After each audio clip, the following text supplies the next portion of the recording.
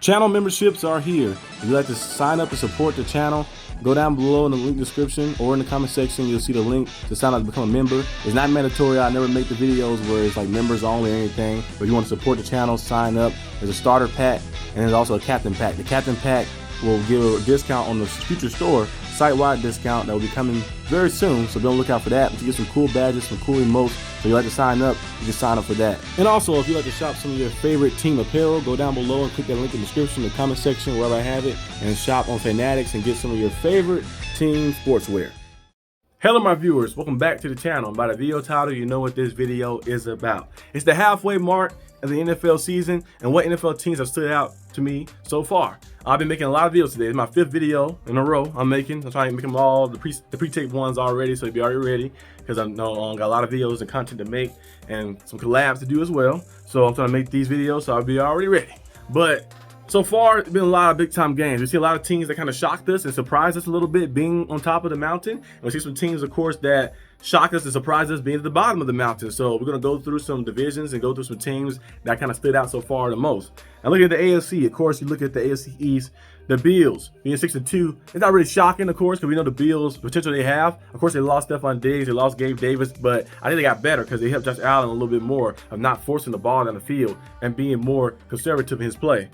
So he's able to kind of like spread the ball around, you know, to tight ends, to other receivers, and make things happen. Got Mark Cooper now, a nice route runner, of course, lead route runner, and can go out there and a good receiver with Keon Coleman, a rookie. You got Kincaid, you got different pieces, so you're able to spread the ball around. You can run the football now too. The Bills run a lot more. Defense playing pretty solid as well. So I like the way this kind of like helps Josh Allen out a lot. So like, I felt like when gunslinger quarterback, if you have a gunslinger type of guy, you know, you want to make sure they know that, hey, take a check down sometimes. You gotta just throw it to the end zone. Remember Tom Brady told Josh Allen, he was in a podcast show that Tom Brady has. He was like, Josh, sometimes you just take what the defense give you. You know, it might be a 7-8 yarder. I know you think you can get the ball down there every time. You can make a touchdown, make a big time play every single time you drop back. But sometimes it's good to take the check down. Check down, check down. And then when the opportunity emerges, then you get down the field. I think this year we're seeing Josh Allen do more of that. Being like, okay, check down, check down, check down. I'm not going to force it. Not going to throw the interception. Not going to try to force it in double coverage. I'm going to just take what the defense give me and see what happens. And it works so far. Working out so far. The Dolphins, of course, the injuries been getting to them. They're 2-5 now. The Patriots, we know the Patriots kind of coming into the season rebuilding anyway. But the Jets one is a little surprising. Last year at the half mark, Jets was 4-4 with Zach Wilson. This year at the half mark, they're 2-6 with Aaron Rodgers. Now I know the strength of scheduling and the stuff like that kind of plays this fact. The defense is not the same it was last year. Of course, we know all that, all the excuses they have. But when you think with Aaron Rodgers coming in, adding all these people he added, this long list, grocery list he wanted to do, and the things he wanted, when Daniel Hackett, I don't know why he wanted Daniel Hackett in there, but Daniel Hackett as his offensive coordinator who got demoted now, and then you want, of course, Robert Saleh got fired. Aaron Rodgers said he had no say in doing that, but come on, we're not stupid. Wasn't born yesterday. And also you see, of course, adding Devontae Adams as well to the roster.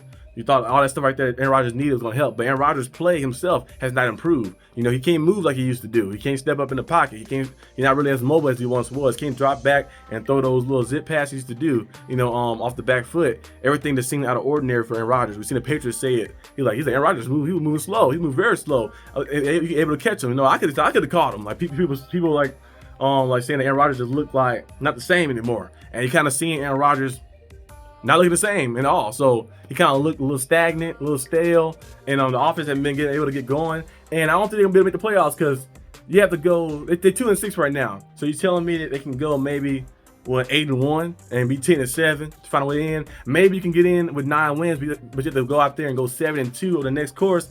I can't see the Jets going 7-2 over the next course of the 9 weeks. So we're gonna see what happens. But most likely they might not make it to the playoffs, and we have to see if Aaron Rodgers retire after this season. I don't think I want to go out like this way, but you never know what could happen. Maybe they turn it around or something. But Devontae Adams, you chose the wrong team. You should have chose my Steelers. You should have chose the Steelers. You've been on top of the AFC North, 6-2, with a good coach, with good defense and a winning team. But you chose to go with your homeboy, and now you're gonna lose with your homeboy as well. It seemed like it. The Chiefs being 7-0, of course, it's the Chiefs. They find a way to get it done, which was surprising that Mahomes, all these interceptions he got, of course, but also they find a way to get it done, through other ways, through defense, through running the football, making things happen. They're actually the most rushing yards the Chiefs have had this year in Mahomes' whole tenure. So I think it might have been almost Andy Reid's whole tenure, probably too. They've been able to run the football a lot more, like here with the Chiefs. Broncos being 5-3 is very surprising as well. They stood out to me because you look at the Broncos. They kind of like start off a little shaky. Then they have this kind of quietly won some games. They 5-3 now. Like, okay, hold on. The Broncos kind of looking a little scary a little bit. Chargers, you know, they're kind of getting a little groove a little bit as well. The Raiders still in the same boat, of course. Steelers being 6-2. I'm not surprised by it. Now coming to this season, I had the Steelers win the division. I had Steelers and Ravens. I said they're gonna be the winner of the division. Gonna be one of those two teams like that. They're gonna win with probably 12-5. They probably win at 12-5. Be enough wins to get it done. I think I said the Ravens are still going to win this division. I just felt that this year, the way things was kind of setting up a little bit, the Steelers finally getting some good quarterback play and quarterback room as well. I feel like now with the defense they have and the weapons they have on offense, they were able to get the job done. Same thing with the Ravens. Ravens got they already had MVP Lamar Jackson. You gave him Derrick Henry now like that, so you get an even bigger weapon, a stronger weapon. The defense is still pretty good. I like Lamar Jackson. The Ravens going to probably be right in that same boat as well. So I felt like the Steelers or Ravens going to win that division. And so far they kind of like what and what. The Ravens are one game behind the Steelers. They play each other in a few weeks, so we'll see what happens in that game. Bengals and Browns are surprising me a little bit. I thought they'd be more competitive. Now the Bengals still have a chance to turn it around. They're 3-5. They got going a little win streak and maybe get themselves back out there. Still have a chance, but the Browns. It's a very surprising. Deshaun Watson didn't play too well at all, and then James Winston came in there. He looked way better with the offense and commanded the offense way more and better than what Deshaun Watson did. So we'll see what the Browns do, but it just looked dreadful. Remember the Browns? They had this defense. They had these weapons on offense. The O-line. They were like, all we need is a quarterback. All we need is a quarterback. We get a quarterback, would be good. Be a Super Bowl team. So you got rid of Baker Mayfield, went out there and got Deshaun Watson, and he hasn't been the answer. And now he's injured again. So we'll see what happens with that.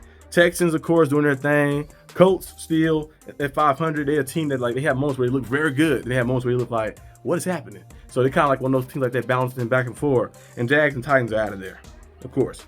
Commanders, it's very surprising. They back at the top of the NFC North, 6-2, and the Eagles right behind them at 5-2, of course. Cowboys being where they at is not surprising fully, well, because they didn't go out there and draft the right capital in the draft, and they also didn't sign anybody either. You lost players, but you didn't sign anybody as well to add on to those players you lost. Jerry Jones being very cheap, not attacking the running back room. I'm gonna bring back Zeke Elliott. I'm gonna bring in Dalvin Cook. It was 5 years ago. Zeke Elliott and Dalvin Cook combination would have been perfect, but this is not 5 years ago. This is not like 2017, 2018, 2019. Like this is not 5, 6, 7 years ago. This is now. And those guys are not the same they once was. And you just don't have enough firing power in the rushing attack. The offensive line not the same as well. The rookie tackles you got out there is not the same as well like that. Then you also look at the defense. Not being able to stop the run. Can't stop the pass sometimes either. But can't stop the run at all. So it just makes it very difficult. Your team become like, you got to rely on just a quarterback and your CeeDee Lamb to get it done, and that's not going to turn out too well. The Cowboys will probably still find a way to get in the playoffs. They're 3-4. They only one game under 500. They probably find a way to get in the playoffs, maybe 10 wins, maybe 9, 10 wins, squeeze themselves in, but they're not going to do nothing special, of course, because it's just like not enough firing power. So hopefully next season they actually go out there and make some decisions, or you're going to be losing some players as well, because they're going to be like, hey, I'm done. I ain't trying to wait till this team to go themselves back up. You look at, of course, the Giants, still the same. Cardinals. Oh, I'm surprised. The Cardinals top of the division. Cardinals are 4-4, top of the division. And then the 49ers right there and the Seahawks, they're all tied for first place in that division right there. The Rams, they play their game. They can win their game. They'd be tied up too with them. So we'll see what happens. Lions, of course, I had the Lions winning. I had the Lions win the NFC. I had the Lions win the Super Bowl this year. Because last year, I thought that was the year for them, and I thought they added more pieces. They added the pieces they were missing. Now they're missing some pass rushers now because of the injuries to Aiden Hutchinson, of course, he out for the season. But they have some big time cornerbacks now. They added like that's Brian Branch, the safety they added. Adding those different pieces on the outside, they were able to go out there and create some turnovers and cause some turnovers as well. So having all these individuals they added on their defense have helped out from like last year when they had the holes they had to fill. Because the secondary was a weakness of them last year. So the Lions added those pieces. They started an amazing offense. Jared Goff is playing at the MVP level. They're 6-1. They're gonna be a team. They're gonna be reckoned with. They're gonna probably be 13, 14 wins most likely. Maybe 15. You never know. I don't know if it can happen like that, but they definitely gonna be up there. You have to go through them to make it out of the NFC. And the Packers right behind them, of course. Vikings as well. Doing a very good job. Sam Darnold doing a very good job. I was surprised by that too as well, because I didn't think Sam Darnold had that in them. But maybe it was just the Jets holding them back and the Panthers holding them back. And you look at the Falcons on 5-3 so far, top of the division. At the Buccaneers win that division. The Falcons still leading so far. The division race is probably between those two teams. The Saints and the Panthers are out of there. The Bears being competitive is surprising. Now they lost that game, of course, to the Commanders, a Hail Mary, but overall being very competitive. it's still very cool to see the Bears go out there and do their thing. The defense looked very good. Caleb Williams looked pretty good at times. Sometimes there's moments where he looked bad, but you know, he's a rookie, so you'll see the good, you see the bad, you see the ugly. Just hope they can kind of learn and get better and better. But so far, the NFL season has been very crazy. See a lot of teams that should be maybe where they're supposed to have been projected, and some teams maybe overachieving from what they projected from entering the season. Some teams underachieving by a lot from the spot they projected for before the season started. And we're going to continue to see what happens and continue to see who find a way to make it in the playoffs, who win divisions, and who's going to be in the AFC Championship game, the NFC Championship games, and the Super Bowl in the end. Very pumped up. This is after the half mark, you kind of get into the groove, especially the trade deadline. You're going to see a lot of teams making big time moves, some contending teams that might say, you know what, I'll make a big move. I think this guy right here can help our team go over the edge. So we're going to see a lot of that. And I'm going to be here to cover a lot of that stuff as well. So be on the lookout for those videos. But that's all I have for today's video. Hope you guys enjoyed it. If you did, like and subscribe for more content. And I'll see you guys next time on the channel. Peace out.